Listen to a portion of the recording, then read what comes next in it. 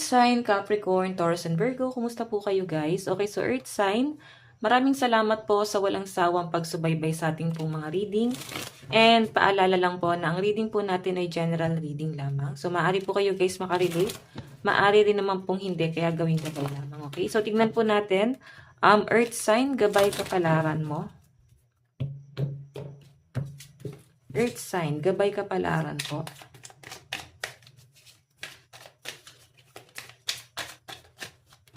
Meron po tayong judgment.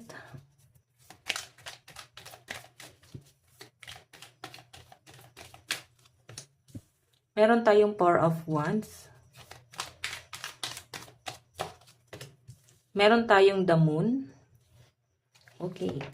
Actually guys, ito maaring nandun ka sa point na may mga kasinungalingan siguro guys na nabubunyag. Four of Wands. Or siguro may inaantay, may kino-cover, or pwedeng pinagtatakpan.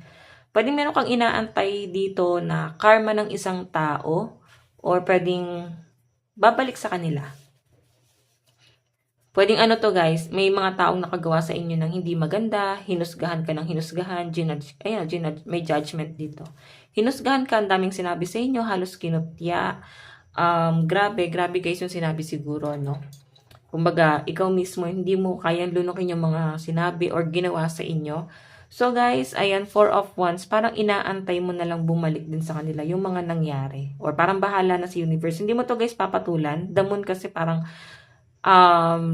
pinili mong maging private na lang yung buhay mo. Or wag na guys makialam, makisali pa sa gulo ng iba. So kung ano man guys yung mga nangyayari sa buhay mo, para mapiling mo Earth sign, pinagkakaisahan ka ng lahat. Para bang babalik din sa kanila guys yung nangyayari. Kasi ito yung the Moon. Kumbaga, ay no, may salamin, di ba? Nagmi-mirror. Malalaman din yung totoo. Kumbaga, hindi ka na guys magsasalita or hindi mo hayaan na para bang sa'yo manggagaling. Okay, sa'yo manggagaling yung totoo. Para bang hayaan mo na lang na magkagulo na lang sila. Basta hindi ka nakasama doon. So, ayan. Kasi guys, meron ka dito guys, isang parang gulo na pinalalampas mo na lang guys. Hindi mo na guys papansinin, hayaan mo na lang. Kahit nasasaktan ka. Kumbaga, hindi mo na lang guys papansinin. Yun yung nasa sense ko dito. So, tignan natin guys, additional message. So guys, ingatan mo yung sarili mo, no? May mga taong sinungaling sa paligid mo. Okay. Tingnan po natin.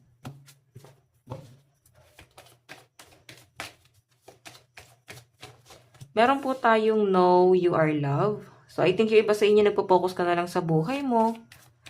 Siguro mas nakakapag-isip at mas nakakapagplano ka na ngayon. Meron tayong attend to the details. Meron tayong embrace the flow of life.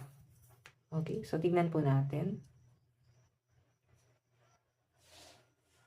Okay, ayusin ko lang to guys.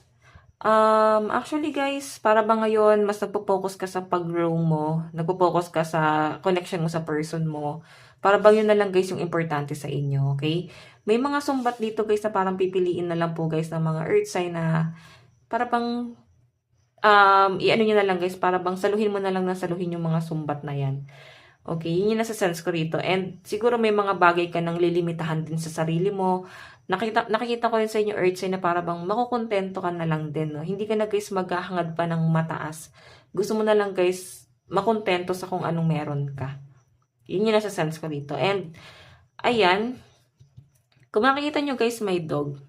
Loyalty kasi to. So, I think, naging loyal ka sa isang tao. And, nakatingin ka siguro guys dun sa isang tao na para bang nabubulagan siya. Okay, nabubulagan siya kung sino talaga yung totoo niyang kakampi sa hindi. Pwedeng connection mo to sa kaibigan. Baka nagkaroon ng kaguluhan sa mga kaibigan and ikaw naging tapat ka dun sa taong yun. At parang ikaw pa guys yung nabetray. Hindi nila guys nakita yung kabutihan na nagawa mo. Para bang nandun sila sa point na nalilin lang sila guys ng isa. So, ahayaan mo na lang yan. Basta ikaw naging tapat ka sa kanila. So, tama yun, Earth sign, no? Huwag ka na lang guys ma-involve sa kanya.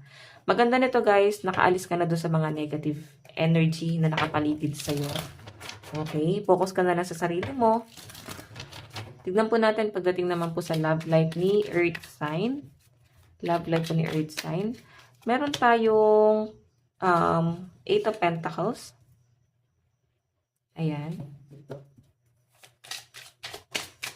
Meron po tayong 9 of Wands. Meron po tayong The Hermit. Okay, so sa love life mo, Earth sign, ayun nga, kontento ka na sa kung anong meron ka. Hindi ka na guys naghahangad pa ng mataas, no?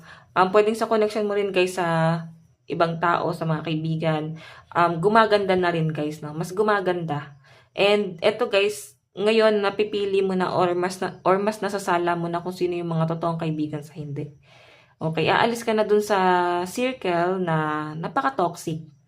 Kung makikita nyo guys, 8 of Pentacles, gusto mong lumago sa sarili mo. Gusto mong mag-improve.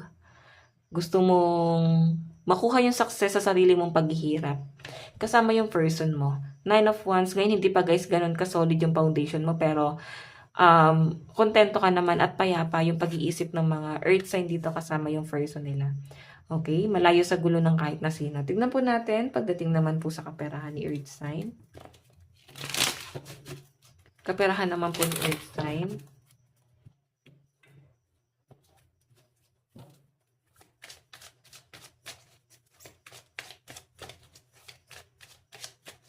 Meron po tayong The Hermit. Okay, actually guys, meron kang pag-iisipan daw po dito.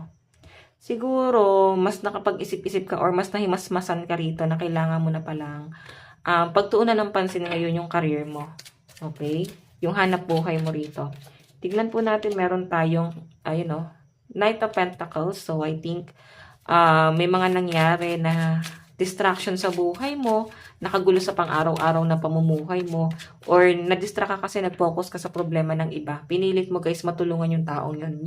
Yun nga lang guys, maring at the end of the day, hindi talaga siya guys naging pabor sa inyo, or hindi naging maganda yung resulta. Meron po tayong The Empress. Ayan. So, ngayon guys, nakakapag-isip-isip ka na rito. May new beginning pagdating sa daloy ng pera mo. Okay, kung makita mo guys, The Empress kasi guys, abundance, okay? Mabagal lang to, pero wag ka daw mag-alala. Wag ka magmadali. Meron ako nakitang blessing na paparating sa inyo, or parang bubuhos na po yung biyaya sa inyo. Kasi nakaalis ka na sa mga negative na para bang nagpipigil doon sa swerte mo. So, nakakatuwa guys, no? Kasi naalisan mo na yung mga negative na tao, negative na sitwasyon. Kaya mas gaganda na yung daloy ng pera mo. Nandiyan na po yung The Empress. Tignan po natin guys ang inyong love advice. Meron tayong forgiving and learning. So, I think ngayon, may new beginning din sa connection nyo ng person mo. Meron ako nakakitang pagpapatawad dito. Okay? Meron po tayong chemistry. So, yan guys, sa pinapakita sa akin dito, may kakaibang connection po sa inyo ng person mo. Okay, may kakaibang, para bang may kakaibang energy na dumadaloy sa connection yung dalawa. And kaya siguro guys, magkakaroon ng kapatawaran dito. Okay, para bang marirealize na mahal ko pa pala siya. So, I think kailangan ko siyang patawarin. Mga ganong scenario. Okay, so, tignan natin guys. Love advice. Love advice. Love advice tuloy. Advice. Ito na pala yung love advice. Meron po tayong meditate. Ayan. Try to meditate guys para maalis mo na natuluyan yung mga negative energy sa paligid mo na na-absorb mo. Dahilan kung bakit bumabagal yung bumabagal yung swerte mo. Kasi nababalutan ka ng mga negative energy, nandun ka sa circle na maraming negative na tao. So guys, ang lucky number mo is 35 and 4. Okay? So Earth sign, ito lang po ang inyong reading. Hanggang sa muli, God bless and love you all. Thank you.